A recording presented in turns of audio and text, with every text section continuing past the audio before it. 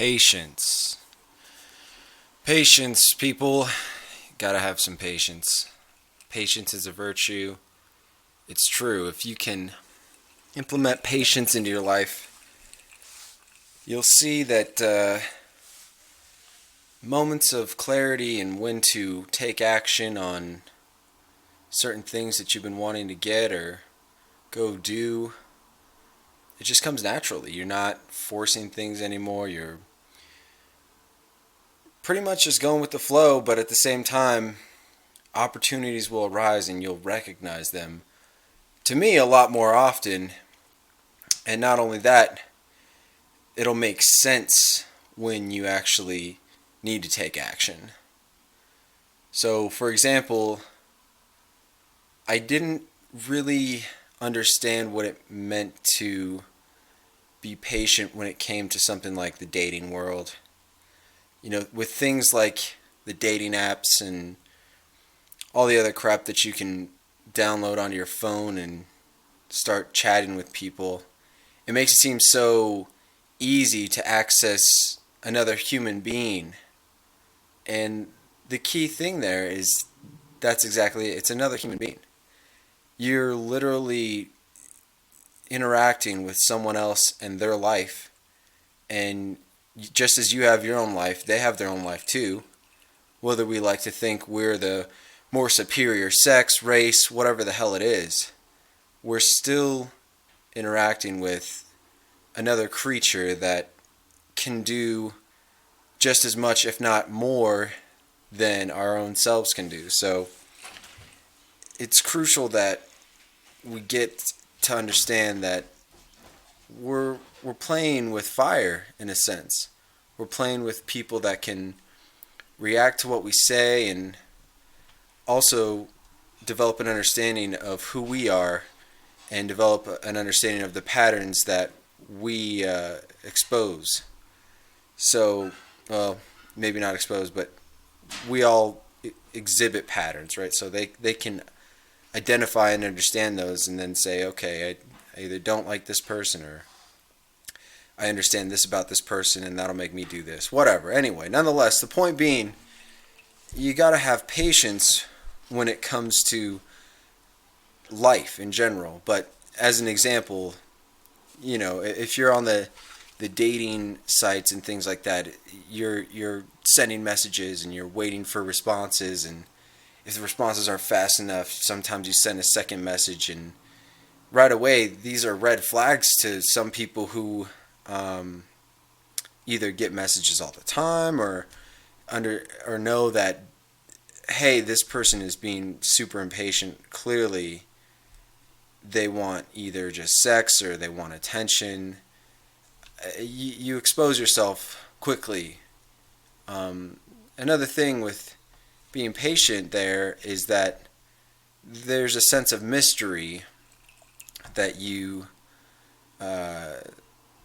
can exude, and I think a sense of mystery is good to have, especially if you're a young man trying to date. It shows that you're not so dedicated to something like dating that you're on the whip texting real quick, and in fact that's not your main priority in life. I've made that mistake several times. Don't get me wrong. I'm only saying this because I have this experience, right? It was a matter of trial and error and understanding that, okay, I'm fucking up somehow, and it was me just being impatient. This super hot girl that I've been trying to get in touch with her. I was even surprised that she swiped on me, and there I am going, hey, how's it going? Hey, what are you up to today? No responses for either of these things. It's like sending more messages is clearly not the answer. The truth is, I lacked a fundamental moral, and that was being patient with these things. It's like fishing. I don't fish much, but I can imagine that the analogy is very similar. You throw your fishing line out there, and you wait. You just wait. It was always amazing to me how there were women that they must just be born with this ability to be more patient because, you know, there were even women who would send me a message the first time, and I'd never hear back from them sometimes if I thought that they weren't, you know, attractive enough or whatever it is. And yeah, I'm being superficial, of course. But nonetheless, it was just interesting to me that someone like myself, who I hold myself to a pretty high degree of, you know, respect and dignity, and yet at the same time, I was seeing that I was stooping so low as to just try and send message after message with no response, and yet here was some young lady who might even be considered overweight, and she sent one message, and then that was it. Even though I didn't respond, never heard from her again. So there wasn't ever a, you know, there were a few, sure, that would like kept sending me messages, and then, you know, I got to see what the other side of the coin was. It's like, holy shit, this girl must be fucking crazy, because she's sitting there obsessing over me, or probably other dudes too, totally. I'm not special by any means, but she's obsessing so much that she has to continually text. So she too must have lacked the skill of patience, and that's what I'm here to try to instill as a message, is that patience can garner a sense of this person is willing to take the data that they're given and chew on it and digest it. There was a conversation I had with my former manager, and he talked about how he's so upset when bells and whistles on his computer going off. You know, in our company we use GChat, and through GChat you get these little bling, bling, bling, you know, constantly messages and noises going off when you get a message from someone that you haven't messaged before or whatever it is. But nonetheless, our technology, our things, our bells and whistles are going off, and it's like, holy shit, can I get a minute to fucking, you know, digest the information that I just got this morning from all the emails that I got? It's nonstop. And one of the stories he mentioned was that Native Americans were really good at this. They were such patient people, and the reason that they realized that is because they would take the time to process the data that they were given. So in conversations, you wouldn't fill silence. There would be a lot of silence. A lot of the times, because I imagine if you're in a tribe and you're trying to send a message to someone who maybe is more experienced than you or has seen war more than you, you're going to tell them something, and they're going to take a minute, maybe even 30 minutes. Who knows how long it takes? But you better be ready to wait for their response, because they're thinking. They're thinking about it. They're being patient enough for their brain to process the information that they've been given, and then finally come to a conclusion and tell you, yeah, hey, we probably shouldn't let those guys come over and fuck all our cows or some shit. I don't know. I have no fucking clue. Whatever. Main point being, it was an impressive feat that, at least in nowadays, it doesn't exist anymore. You have conversations with people, and they're sitting there just fucking babbling, and it's like, they're like, I went to the store today and I bought all these things, and did you ever go to the store? Like, it's meaningless conversation, if you ask me. So it's a void that has been filled. The silence. People are so uncomfortable with silence, but maybe that's a whole different discussion. The main point being is having patience in these situations where you can take the time to process the data and wait for the right moment to respond. It could be crucial to your ability to interact with people, because they might not be so keen on you trying to send back messages as soon as possible. Some people work that way. There's no doubt about that. I'm not denying that. But in my mind, it's way nicer to be able to think about something that someone sends you, even if it's just a letter or something like that, and process it and then make a decision. But in this day and age, it's everything's so fast and bells and whistles are going off so there's just no time to sit and think about what it is that's going on.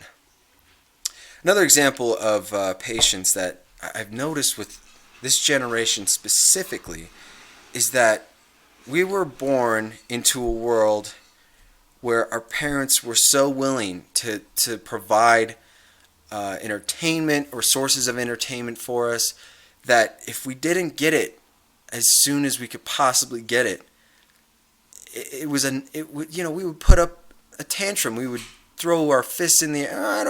I can't believe I didn't get the G.I. Joe guy. This is fucking bullshit. Fuck you, parents, you pieces of shit. I can't believe you had a kid and now you don't want to give him toys and all this shit. You know, it's do you remember the stupid nanny shows that came out? Because the kids would just fucking scream, their faces are getting red, and you're like, what the I want to punch this kid so hard in the face. That was you, motherfucker. I know that was you. I know you guys listening, you had the same problem, because I had the same goddamn problem. Fortunately, my parents had instilled a little bit more discipline in me than some of the other kids that I knew. There were kids that I knew that had like a PlayStation at age 7 or 8, and when this one kid told me, he's like, oh yeah, I got a PlayStation, I had no idea what the fuck he was talking about. It was like, what is a PlayStation? Like, I just imagined he had like a bunch of toys sitting there and he played with all his toys. Like, I had literally no idea.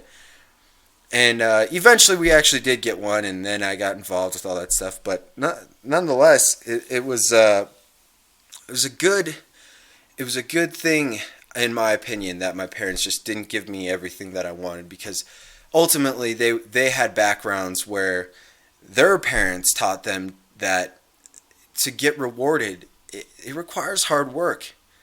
And the other shitty thing about growing up in the times of tech and the internet is we see all of these champions. We see people who are so great at what they do, but they never show the work that was put forth to get to where they are now. So you see someone like Michael Phelps, and he's just decorated with medals, and you're like, holy fuck, that would be so cool to be someone like that. It doesn't have to be swimming. I mean, who the fuck gives a shit about swimming in the first place? But you see someone like that and you admire them because you go, well, they win. They win. They beat everyone else in the competition. But what you don't see is the amount of fucking work that it took to get to that point. And my recent experiences with that was I did some fitness challenges. The first one being I did 200 pull-ups a day for 2 weeks straight. Going into this, I had no clue what to really expect, which was good because I could, from having no experience, I could kind of mold a habit and then do that every day. And what I got out of it, though, it almost had nothing to do with the results of my body. It was more of, wow, if you discipline yourself enough where you do something every day, you just tell yourself, every day I'm going to do this. Whatever it is, read a book, try to learn a new language, do a little bit of language learning every day, or I'm going to eat this much less calories every day, or even break that up into weeks or whatever you want to do. The main point being is a discipline in order to finally get to a point where your patience has paid off. And yes, it's patience doesn't mean waiting. Patience also includes doing something every day to finally see the end result. There was a professor that I actually had come and speak to a group that I started in college. And one of the greatest things I remember him saying was he was working on solar panels. He said, one thing that you have to do if you're trying to achieve a goal is you have to map it out and then set goals for every single day what you were going to do. Even if it's so minor as I'm going to finish this spreadsheet and then I'm going to start a new spreadsheet and track certain data or whatever it is. That in itself, just that planning and then executing is so key and fundamental to eventually achieving a result that you want, getting that reward, right? That's ultimately what is being exploited right now in these times, is that the reward centers of our brains are being lit the fuck up every fucking day. When you get text from someone you like or maybe you admire them, your shit is getting lit the fuck up. Think about that. You're getting rewarded just for getting a message, just bits, zeros and ones. Why is that satisfying?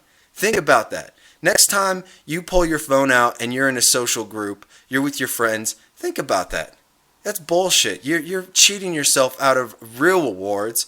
And to me, a real reward is when you work hard for it. You work the fuck hard for it, and by the time you're done, you're like, oh man, this was way more worth it than, these cheap little rewards that I get from technology or bells or whistles, whatever the fuck it is. Get that, change your mindset so that when you have the diligence and the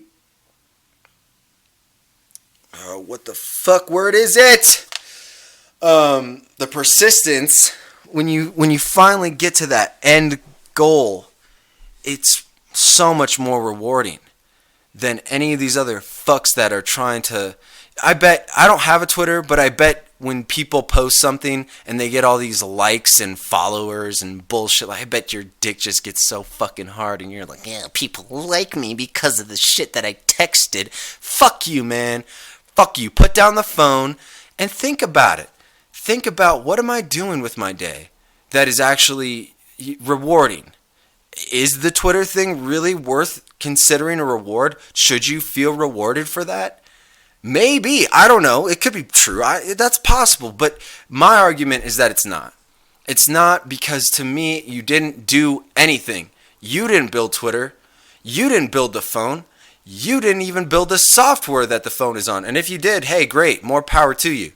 But if that was your ultimate purpose, then maybe recognize that you're going to send it out to other humans and they're going to use it and they're going to get reward center lit up by just sending text messages. So think carefully about the shit that you send out into the world.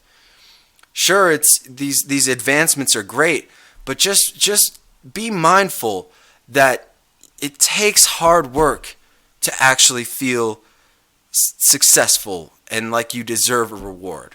I remember my dad would, take me to get my hair cut. I fucking hated getting my hair cut. And mainly because my parents used to do the bowl cut. You remember the bowl cut? I used to think bowl meant like B-U-L-L. No, I found out later is the motherfucking, they put a bowl on your head and then they would cut around the rim of the bowl so that your head looked like a goddamn bowl. What the fuck kind of haircut was that? Who the fuck thought of that shit? That is some fucking retarded shit. Okay. Anyway, I hated it so much though that afterwards there was a few times initially when my dad started setting a trend of, hey, you want to go get a toy? We'll go to Target, I'll buy you a toy, whatever you want, within, certain limits, is, usually like $10, $20 toy, so long as you be good and you get a haircut. And so after every haircut, from then on, I started going, well, do I get a toy now? Please give me a toy. It sucks because that instilled in me the ability to get rewarded for fucking nothing. For sitting there and letting someone take scissors and cut my hair. What the fuck? This is bullshit. The most recent fitness challenge that I did, maybe I shouldn't use fitness challenges so much, but it's exciting to me, and that's what I get off on. I recently just did a 40-minute plank, and some people might even be like, dude, that's fucking nothing. Awesome. I I would love to see what other people are doing. But nonetheless, it took a long time to get there. I literally had to go from 3 minutes, 4 minutes, 5 minutes, 6 minutes, 7 minutes. Every time I was doing this, I was adding on a minute. And then I was adding on like 5 minutes. And then I added on like 10 minutes. And so it's like I started to understand, these things are way more satisfying when you're putting in the work and you're seeing the progress. You're looking at the data and you're going, okay, I see what my limitations are, but at the same time, I also see that I can make progress within a certain amount of time or within a certain amount of energy, whatever it is. It's really satisfying. That to me is way more satisfying than getting shit lit up on my phone. It started to bleed over though. All of these challenges and tracking things, it started to bleed over into even work. Where now every time I go into work, I either have a list made already or I create a new list because I got finished with all of the previous tasks. But I'll make the list. I will work through whatever problems I'm doing. Again, having patience enough to do each separate task on the list and not worry about how long it's going to take each one to work quickly. I understand that. My point being, when you start crossing things off the list as you go along the day, that is so satisfying. It's so satisfying. But I think a lot of us, at least myself, I would get overwhelmed when I would write down things on a list. Now, not so much. Now I actually find it very gratifying to see what's laid out in front of me during my day. And then I do each one. And as I'm doing them, I'll either make notes on, okay, well, this didn't get quite done, but that's because I'm being blocked by this or whatever it is. And then finally, I'll get to a point where, yes, I can cross it off and then move on to the next thing. That is so satisfying. There's something internal to completing a task that, it's not even, I'm not even trying to get patted on the head or whatever. I'm just doing my job. That's it. I'm just doing my job. And I'm having patience and the motivation to finally get it done. Overall point, people, having patience is key in this world. It really is a virtue. And virtue means having high morals. So it's a statement that's saying, if you do have morals at all, one of them should be having patience.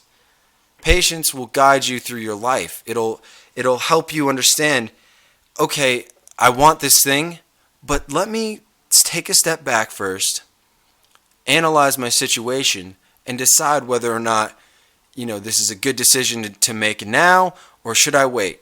I started going into home buying, and I got into the process. I started talking with a realtor. We started looking at different places, and I was so psyched because I was finally like, I'm not going to be just tossing away money on rent. Well, I live in Boulder, and I don't know if any of you know, but Boulder's home prices, condos, they're fucking going up, and they're already super expensive. The condo that I was looking at, $339,000.